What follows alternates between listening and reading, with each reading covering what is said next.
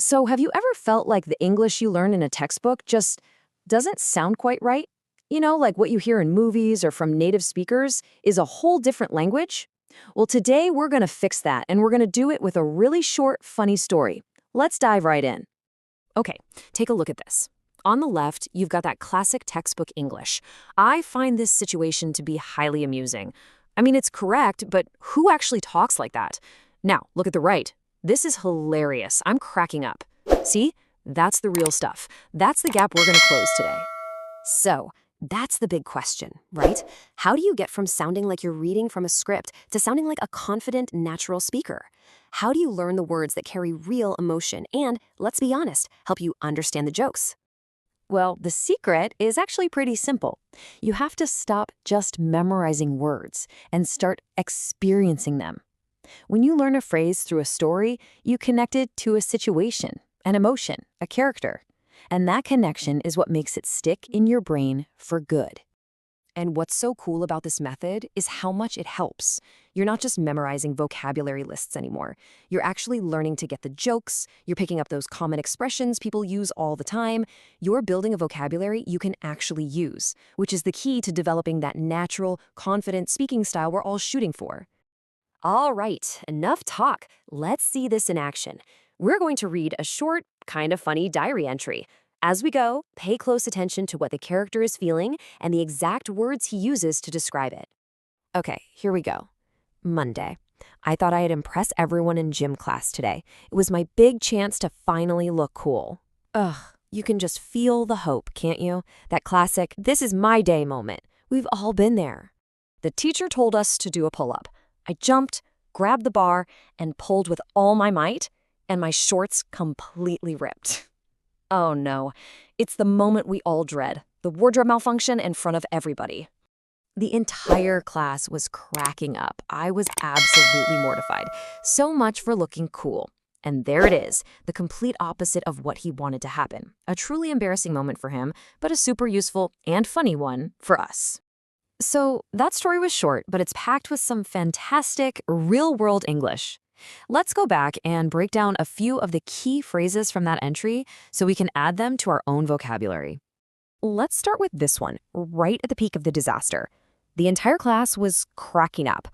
What in the world does that actually mean? It's simple. To crack up just means to burst out laughing, usually in a way you can't control. It sounds so much more natural and vivid than saying they were laughing a lot, right?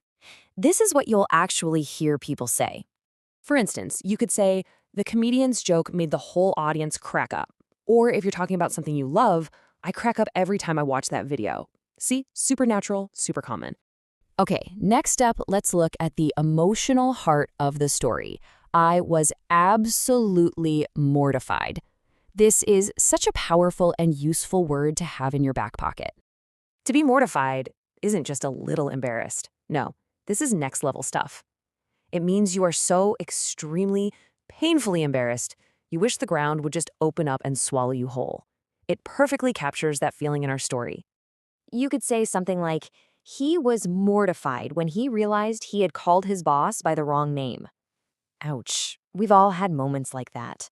Or, she was mortified to find a big food stain on her shirt. It's that deep, sinking feeling of pure embarrassment. All right, let's look at our last phrase, which takes us right back to the beginning, back to our character's original goal. I thought I'd impress everyone. To impress someone is to do something that makes them really admire you or think you're great. You're trying to make a positive and memorable impact. Of course, in our story, he definitely made a memorable impact.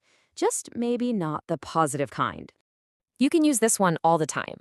She wanted to impress her new colleagues with her presentation. Or, he tried to impress his date by cooking a fancy dinner. It's all about showing off your best side. So there you have it. Just from that one short, silly little story, you've got 3 fantastic phrases to add to your personal English toolkit. Let's do a quick recap.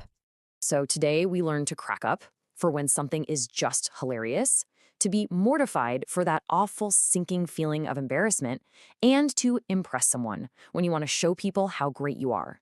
3 super useful phrases that cover humor, emotion, and intention. And this, right here, is really the big secret. When you connect new words to a story, to an emotion, they become unforgettable. You don't just know the definition anymore, you actually feel the meaning. And that's what turns you into a fluent, confident speaker. So, I'll leave you with this challenge. What's the next story you're going to use to learn? Think of a funny scene from a movie, a chapter from a book, or even a crazy thing that happened to you. Break it down and find the real English hiding inside. Thanks for hanging out with me today, and happy learning.